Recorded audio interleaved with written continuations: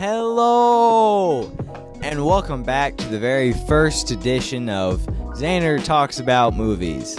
Wait, that didn't make too much sense. Anyways, we'll cut right to the chase here. The movies that we're going to be talking about today are one, movies that I've seen, obviously. Two, these films are films from my own personal collection. You know, there's a lot of movies out there that I think are underrated that we're not going to be talking about today. These are just movies that I own and I have with me to show you guys with a bit of a visual aid, if you will. So, you know what, let's get right down to it. What is an underrated movie? Well, if you don't know what one is, then you shouldn't be watching this video. Alright, number one, first underrated movie. Alfred Hitchcock. Now, this is a collection of 15 of his films in here. There's no Psycho, there's no North by Northwest, none of his, none of those type of films. But these are some of his really early ones, some black and white. But the one that I think is really underrated in here is this first one at the top. I don't know if you could see it, but it's... yeah, The Lady Vanishes, right up there. It's the story about people on a train when all of a sudden, somebody on this mysterious train vanishes out of thin air. It's an old lady, and everybody's wondering, man, what happened to her? Did she get murdered? What happened? I don't know. One day she was ordering Pop-Tarts at the salad bar, and the next time we saw her was never, because she disappeared. It sounds a little bit like Murder on the Orient Express, except it's not. But yes, I do think that The Lady Vanishes by Alfred Hitchcock is very underrated, and he's one of my favorite directors. So next up, we got The Secret Life of Walter Mitty. Now this one's directed by Ben Stiller himself, and it stars Ben Stiller as not himself, but as a character that he's playing called Walter Mitty. And basically, this Walter Mitty guy, he goes on a bit of a craze because, he feels like he's not living life up to the fullest, and he wants to make more memories. So he goes on a cross-country adventure, he gets almost eaten by a shark, and a lot of crazy stuff happens. I mean, I bet you guys have heard of this one. I don't know how underrated it is, but, whenever I talk to people about movies, this one doesn't come up a whole lot, and I just think it's, at least in my life, people don't seem to know this one too much. But yeah, that's a good one. Alright, now on to the next one.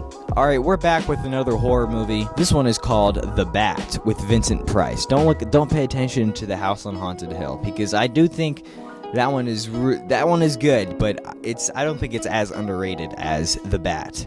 And no, it's not The Batman, even though there is a Batman in this movie. And what I mean by that is that a guy dresses up as a bat and he goes from house to house killing people, and Vincent Price is there to find out who the secret bat killer is. It's a very interesting kind of mystery, thriller, horror-ish thing, and Vincent Price is always great. Love his voice, love his demeanor. But yeah, The Bat is really quite an interesting one, and I think you guys should go check that one out if you haven't seen or heard of it. Next up, we got a little film called Action Point. This one has Johnny Knoxville in it, and it's a film where he does all of his own stunts, all of his crazy happenings, as he usually does in all of his films. He's a great stuntman. Well, maybe not the best stuntman, because he does hurt himself a lot, but he's a stuntman nonetheless. And basically, this one is about Action Park, the old theme park back in the 80s, where it was basically no rules and have fun, and it was a real place, and this movie's kind of based off of that. It's actually pretty funny, pretty fun, and I think it's pretty underrated as a comedy and as kind of like an action movie in general. And I love Johnny Knoxville, so go show this movie some love. Next up, back with the horror films, we got a good old movie called The Funhouse. Now this one is kind of creepy. It's from Tobe Hooper, who directed Texas Chainsaw Massacre and Poltergeist and stuff like that. And this is one of his films from the 80s that he got asked to direct E.T. by Steven Spielberg, but he turned it down to direct this film right here. Why did he do that? Well, I don't know. But, it's a great kind of gritty, dark horror film where a couple of teenagers decide to spend the night in a fun house after it closes down, after a carnival closes down, and the weird kind of spooky things that go on in the middle of the night.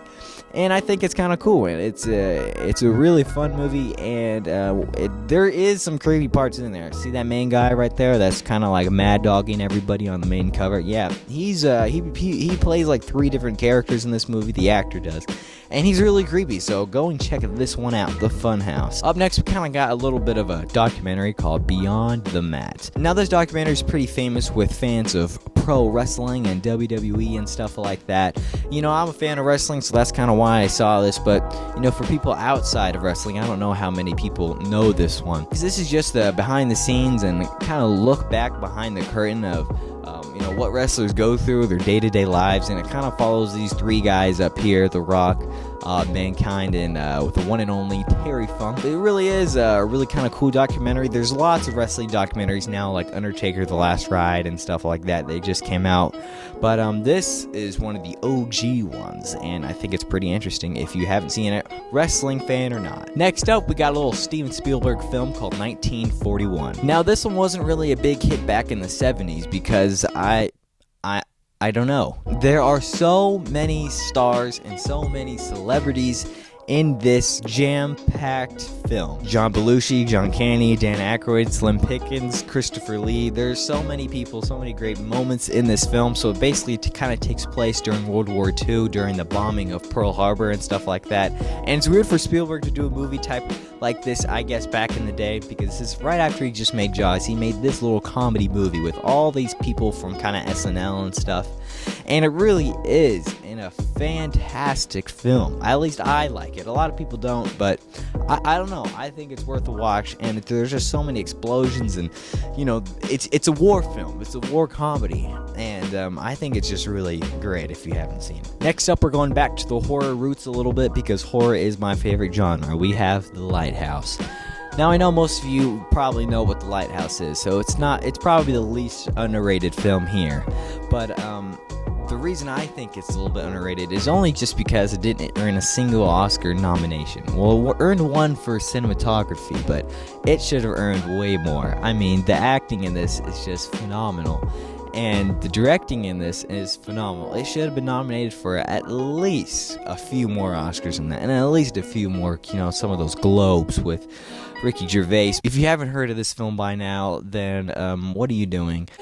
Just go out and see this one. It's really good. If you have, that's amazing. You know, it's kind of a little film for us horror fans and film fans to look after, because, you know, horror movies don't just get enough appreciation for those big award shows. And I know big award shows aren't the most important things ever, but you know, I like watching and stuff, all the Oscars and those ballots and stuff. I follow all those things, so for that not to be nominated, it was a little bit of a shocker for me. Same with Uncut Gems, but I guess that one's not too underrated. Next up, we got Son of Rambow. Now, this one holds a little near and dear place in my heart because it's about kids who, after watching First Blood in theaters back in the 80s, they decide to go make their own kind of Rambo film called Son of Rambow and enter in a couple film competitions. And that's, you know, I guess that's kind of like what I do. If you're new to this channel, or if you've been on this channel for a very long time, I make my own little films and stuff like that, and I do submit them to film festivals, kind of like what these kids are doing, except they were doing it way younger than I was. And yeah, I think it's just a really great movie about kids having fun, making movies, making messes. And yeah, it's a good one if you haven't gone out and seen this already. Great little family fun film. And last but certainly not least, we have Jay and Silent Bob Reboot. Now, I know a lot of people went out to go see this on their little reboot roadshow they had, and I wish I went to go see the one back here in San Diego, but I couldn't go. I couldn't make it. I would have loved to meet Kevin Smith. Actually, I think I got a little Kevin Smith signed picture here in the mail, so that's pretty cool. But the reason I say this one's underrated because, you know, Clerks and Jay and Silent Bob Strike Back and Dogman, all those films are pretty well known by people these days, especially Clerks. And Jay and Silent Bob are just kind of synonymous with movies now. And I think this one's a little underrated because it's kind of Kevin Smith's end game, and it didn't come out in like every single theater in America as most films do. It took a different route, but I think there's just a lot of good moments in this one. I hope people who are, you know, still fans with Kevin Smith out of all these years go out and see this one. And I know it's not the most underrated movie ever, but I had to find something out of all my movies for this video, and I think this is just one that not a whole lot of people have seen. I think it's on Amazon Prime still. If you guys have that, go check it out. I don't know why I'm reviewing all these movies. I mean, you know, I'm not the most qualified person to give movie reviews. I've made a few short films here and there, only about 100 of them. But hopefully I get to make a real film one day. That is my goal, and I just love movies in general. This whole garage is filled with movie posters and memorabilia and stuff, and maybe I'll give a little tour of that a little bit later in another video. But yeah, thank you guys for checking out this video. Don't subscribe.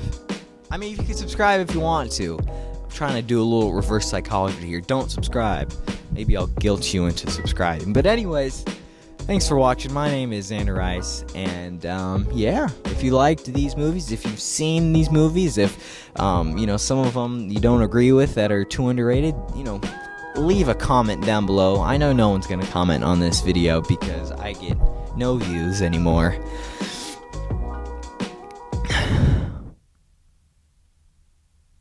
But yeah, thanks for watching. All right, see you later.